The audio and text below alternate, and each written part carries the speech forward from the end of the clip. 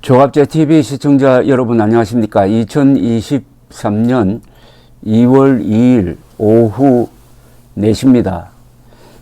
앞으로 1년 사이의 정치 전망을 시나리오로 만들 때 윤석열 대통령 그리고 국민의힘으로서 최악의 경우는 어떤 게 될까 하는 생각도 한번 해봅니다. 혹시 이렇게 되지 않을까요? 이재명 민주당 대표 구속 동의안이 법무부에 의해서 검찰에 제출되었을 때 민주당 안에서 반란표가 생겨가지고 통과가 된다, 즉 가결이 된다, 그렇게 해서 이재명 대표가 구속이 되는 시나리오입니다. 자, 구속이 되면은 대표직을 유지할 수가 없죠. 혹자는 옥중에서도 공천할 것이다 라고 하는데 그렇게는 되지 않을 겁니다. 그렇게 했다가는 총선에서 완전히 폭망하는 거죠. 그러면 할 수 없이 민주당이 개혁을 할 겁니다. 그러니까 이재명을 간판으로 바꿔치우는 전당대회 또는 비상대책위원회를 만들 것으로 보입니다. 전당대회를 하겠죠. 그래서 새로운 지도부를 만드는데 그 새로운 지도부와 이재명과는 완전히 딴판인 합리적이고 온건하게 보이는 나이도 젊고 하는 사람이 등장한다. 그러니까 민주당판 이준석이 등장한다. 라고 했을 때 국민의힘이 어떻게 대응할 것이냐 하는 겁니다. 국민의힘은 지난 약 1년 동안 이재명 대표의 도움을 많이 받았습니다. 이재명 대표가 역설적으로 윤석열 국민의힘의 방탄조끼 역할을 해온 면이 있습니다. 검찰이 집중적으로 이재명 대표를 수사를 하니까 또 그 수사가 워낙 확실하게 들어가는 다방면의 수사니까 민주당은 이재명의 개인 비리를 덮기 위해서 당이 총력을 기울이다가 보니까 정체성이 아주 이상하게 되어버리고 말았습니다. 개인 비리를 덮는데 왜 당이 났습니까? 또 이틀 뒤에는 광화문에서 대규모 장외 투쟁을 한다고 합니다. 그러니까 국민들도 참 한심하게 생각을 하는 바람에 민주당이 이 정부를 제대로 비판하지 못했습니다. 수비에 급급했다고 볼 수가 있습니다. 그 대표적인 사례가 이태원 압사 사고인데 이태원 압사 사고 이후에 민주당이 제2의 세월호 사태를 만들겠다고 해보았지만 먹혀들지가 않았습니다. 또 그때 한 달 동안 월드컵 붐이 일어가지고 관심이 또 딴 곳으로 쏠리고 해가지고 윤석열 정부가 위기에서 탈출했습니다. 이게 윤석열의 이재명 복입니다. 이재명이 윤석열의 복덩어리라는 이야기까지 나옵니다. 그런데 그런 이재명과 헤어지고 새로운 민주당이 나오는데 국민의힘은 지금식으로 전당대회를 치러가지고 안철수 대표가 되든지 아니면 윤석열 대통령이 원하는 대로 김기현 대표가 된다.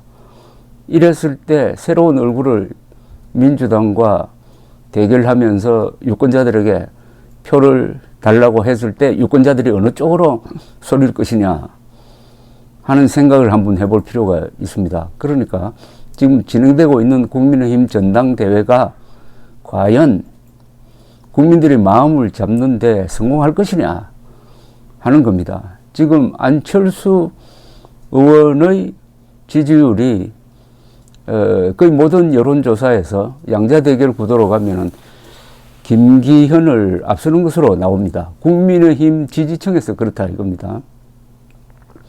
그러나 지금 투표할 사람은 국민의힘 지지층이 아니고 국민의힘 책임 당원입니다. 회비를 내는 한 7, 80만 명 됩니다. 상당히 숫자가 많아졌습니다.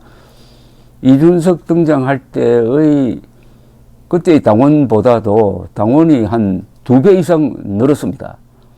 이건 이준석의 공이 상당히 있다고 봐야 합니다. 그리고 상당히 젊은 층이 많이 들어왔습니다. 그러나 아직도 여전히 수도권과 경상도입니다. 양대 축이. 그런데 이 당원들의 표심은 국민 지지층의 국힘당 지지층의 표심과는 다를 겁니다. 윤석열 대통령에 대한 충성심이 높다고 봐야 되지 않겠습니까? 그렇다면은 현재 안철수 앞서는 것으로 나오지만은 당원으로 좁혀버리면은 역시 그래도 대통령이 원하는 사람 김기현 의원 쪽으로 기울지 않을까 하는 게 막 상식적인 전망이 되겠는데 여기에 변수가 큰 게 하나 있습니다. 지금 김기현 의원 쪽이 자꾸 밀리는 쪽으로 이게 나오니까 굉장히 신경이 날카로워진 듯합니다. 김기현 측이 날카로워졌다 이거죠. 그래서 무리수를 범하는데 무리수를 범하다가 보니까 어떤 구도를 지금 만들고 있느냐 하면은 마치 윤석열 대 안철수 구도를 만들고 있습니다. 즉 윤석열 대통령이 끌어들여 가지고 윤석열 대통령이 좋아하는 사람은 김기현이고 윤석열 대통령이 싫어하는 사람이 안철수다 이렇게 지금 선전을 하고 있습니다. 이러다가 보니까 이번 선거는 당대표 선거는 안철수 대 윤석열 구도를 만들고 있습니다. 김기현 씨는 윤석열의 아바타라는 이야기인데 이런 무리수를 저지르면은 당원들도 야 이거 정말 곤란하다 해가지고 그 반작용이 안철수 의원 지지 쪽으로 갈지도 모르겠다는 생각이 드는데 너무나 이게 1차원적인 이야기를 하고 있습니다. 우리나라 이 전당대회 역사상 이렇게 저차원의 문제를 가지고 지금 끌고 가는 이런 좀 지저분한 전당대회 역사상 최악의 전당대회가 지금 진행되고 있습니다. 김기현, 안철수 두 사람의 정책 차이가 뭐냐? 또 총선에서 이기려면은 어떤 사람을 공천하겠다든지 또 어떤 점이 부족해서 당을 개혁하겠다든지 이런 논의는 일체 보이지 않습니다. 물론 그런 이야기를 한다고 하더라도 기자들이 그건 하나만 한 이야기다 해가지고 좀 안 써주는 경향이 있기는 있습니다만은 그래도 그걸 감안을 해가지고 홍보를 잘 해야 되지 않겠습니까? 이렇게 저차원이고 이렇게 위험천만한 지금 전당대회가 이어지고 있는데 여기 또 위험 요소가 하나 있습니다. 황교안 전 미래통합당 대표는 이 사람이 자다가 봉창 두드린다는 말이 있듯이 한 1년 반 동안 2020년 4월 15일 총선 이후에는 보이지 않다가 2021년 대통령 후보 경선에 나오면서 느닷없이 부정선거 음모론의 기수가 되었습니다. 그런데 이 사람이 또 당대표로 출마를 했습니다. 그런데 이 고정표가 있어요.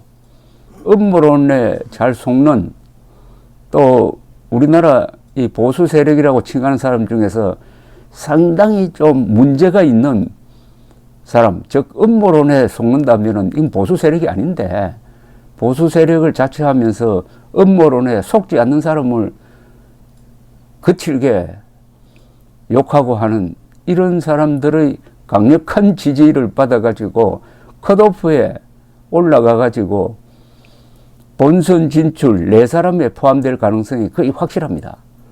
자, 토론하기만 하면은 아마 황교안 씨는 어떤 패널을 들고 나와가지고 2020년 4월 15일 선거가 선관위에 의해서 저질러진 부정이라고 이야기할 겁니다. 그러면 그 토론이 어떻게 되겠습니까? 4사람의 토론 중에서 한 사람이 이런 주장을 하면은 3사람이 그 말린다고 허겁지겁 하다가 토론이 우습게 되고, 그때 또 이 관중석에서는 황교안 지지자들이 고함 지르고 할 것이 뻔합니다. 사실은 황교안 씨는 탈락시켜야 됩니다. 2021년 대통령 후보 경선에서 자기가 졌다고 해가지고 소송까지 제기했던 사람입니다. 그러니까 경선 결과에 불복했던 사람이 또 나오면 되겠습니까? 이게 뭐가 전당대회가 아주 혼탁스럽게 되고 있는데, 이 김기현 의원을 지지하고 있는 사람들의 말이 제가 거칠다고 했는데, 그 대표적인 인물이 박수영 국민의힘 의원입니다. 이 사람이 오늘 CBS 라디오 김현정의 뉴스쇼에 나가서 김기현을 띄우고 안철수를 깎아내리는 이 과정에서 한 이야기를 보면은 이게 당내 분란 정도가 아니라 국민의힘이 이거 잘못하면은 전당대회를 통해서 쪼개질지도 모르겠다는 그런 생각이 듭니다. 여기서도 윤석열 대통령을 계속 끌어들입니다, 이분이. 박수영 의원은 이런 이야기를 합니다. 우리 당원들은 대통령의 성공을 바라는 사람들이 절대 다수이고 윤 대통령의 성공을 무엇보다도 바란다. 나경원 전 의원도 윤핵관과 윤 대통령을 분리하려고 애는 썼지만 윤심을 포기 못하지 않았나. 그러면서 공직을 가벼이 여기는 것에 대해 윤석열 대통령께서 안철수 의원에게 대단히 실망하셨을 것이라는 취지의 이야기를 합니다. 여기 윤석열 대통령을 왜 끌어들여 가지고 안철수를 비판을 합니까? 그러면서 대통령께서는 공직의 무게를 굉장히 중요하게 생각하시는 분이다. 제가 인수위에서 모시고 있을 때 그 많은 의원들하고 식사를 했지만 안철수 의원과 밥은커녕 차도 한 번 마신 적 없다고 했습니다. 그러니까 윤석열 대통령이 다른 의원들하고는 식사를 했는데 안철수 의원과는 밥은커녕 차도 한 번 마신 적이 없다. 그러면서 당대표 출마를 위해 저출산 고령사회위원회 부위원장과 기후대사를 사퇴하려다 해임됐던 나경원 전 의원과 다르지 않다고 했습니다. 나경원과 안철수를 같이 묶어서 윤석열 대통령 눈밖에 난 사람이다 라고 하면서 바로 윤석열 대통령이 미는 김기현을 찍어야 된다, 이런 이야기입니다. 그런데 밥을 같이 먹었느니 뭐 차를 같이 마셨느니 이걸 기준으로 해가지고 지지를 호소하면 되겠느냐 이겁니다. 이게 국민의힘 수준입니까? 이게 보수 정당이란 더구나 집권 여당의 수준입니까? 이러니까 당장 또 안철수 쪽에서 반론이 나왔습니다. 박수영 의원이 안철수 의원과 인수위원장 시절에 윤석열 대통령은 식사도 차도 같이 마신 적이 없다고 한 데 대해서 이 안철수 의원 측은 미디어 오늘에 이런 해명을 했습니다. 인수위원장 때 같이 밥 먹고 길 걷는 사진을 검색해 보라면서 지난해 5월 21일 한미 정상회담 환영 만찬 때를 예를 들어가지고 안철수 의원은 헤드 테이블에서 윤석열 대통령과 바이든 대통령과 식사를 함께 했다고 반박을 했습니다. 안철수 의원 캠프 관계자는 또 미디어 오늘과 통화를 하면서 단순히 식사하고 차 마시는 것이 아니라 예를 들어 외교 순방 때 대통령이 국민들에게 설명을 해 주시고 떠났으면 좋겠습니다 하는 제안을 하니까 대통령이 알겠습니다, 대표님 하는 방식으로 소통하면서 실제로 윤석열 대통령이 페이스북에 순방 나가는 이유를 길게 설명하기도 했다. 밥 먹었느냐 여부에 중요한 방점을 두는 건 윤핵관을 자처하는 사람들이 하는 말이다. 더구나 윤 대통령과 안 의원이 국정과제를 같이 만들었다. 그런 것을 만들고 발표한 적이 김기현 측은 있느냐? 우리가 더 지난해 너희가 더 친하네라고 다투고 싶지 않다고 했습니다. 자, 이런 식의 전당대회는 이 반장선거, 초등학교 반장선거에도 저는 이렇게 하지는 않을 거라고 봅니다.